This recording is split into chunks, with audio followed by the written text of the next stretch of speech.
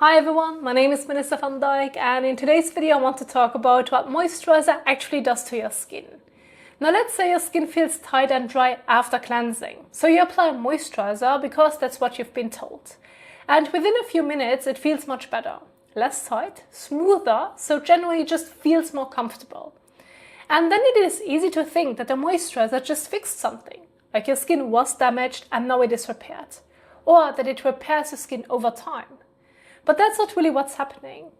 What actually changed is the surface environment of your skin. Now your skin is constantly interacting with its environment.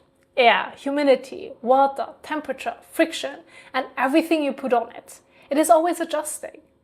And when water leaves the skin too quickly, the surface can feel tight or dry. A moisturizer slows that down. It reduces how quickly water evaporates.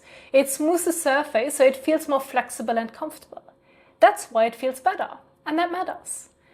Because when water loss slows down, the skin doesn't have to work as hard. It doesn't have to compensate as much. It doesn't feel as tight. And it doesn't need to react as strongly. So in other words, you're not fixing the skin, but you're reducing the burden on it. And when it doesn't have to work as hard, your skin can rebalance itself more easily.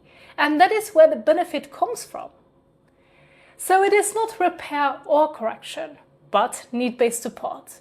And that is what moisturizer really does. Now I hope this helped you understand it a bit better. Thank you so much for watching, and I will see you in the next one. Bye!